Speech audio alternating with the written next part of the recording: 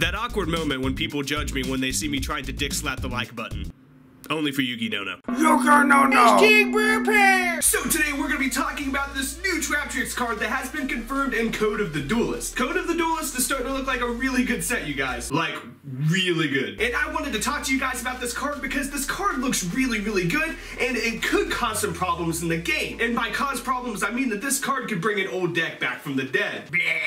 But before I get into that history lesson, let's go ahead and talk about this card. It is called Traptrix Coordinatus. It is a level 4 Earth Insect Effect monster with 1500 attack and 1300 defense, and it has 3 effects, which is really good. Effect number 1, when this card is normal summoned, you can add 1 Traptrix monster from your deck to your hand, which is phenomenal, because you can search out Traptrix Mamilio, and if you're playing the Brilliant engine, for example, you can use your second normal summon Officer Afnite to summon it and then search a trap, which is pretty good. Now, I don't know how viable that's going to be when Link monsters come out, but it's just an idea. Effect number 2, this card is unaffected by the effects of whole normal trap cards, which almost sounds really dirty. But basically what that means is this card can't be bottomless, for example. Once per turn, during either player's turn, you can target 1 set spell trap card you control, return that target to the hand, then you can set 1 spell trap card from your hand. Why that's good is because if your opponent targets your back row with MST, for example, you can bounce it to your hand, making MST lose its target. So this card literally protects your traps. It's really good. So now that I've talked about the card, let's go ahead and get into this history lesson. If you guys are newer to the game, Traptrix used to be part of debatably the best deck in Yu-Gi-Oh! At its time. And very degenerate for its time. But we called it HAT, which stands for Hands, Artifacts, and Traptrix. The deck played Fire Hand and Ice Hand, which are some of the best floaters of all time, and it played the Artifact engine, which is one of the best Yu-Gi-Oh! Engines of all time, and the Traptrix, which lets you search Bottomless and Trap Hole Nightmare.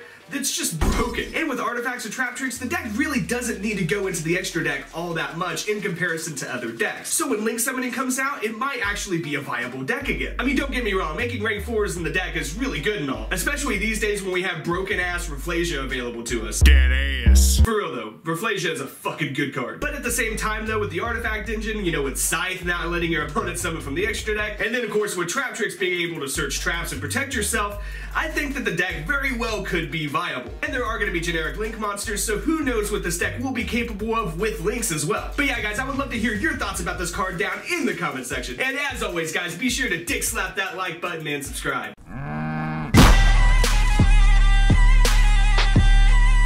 Subscribe.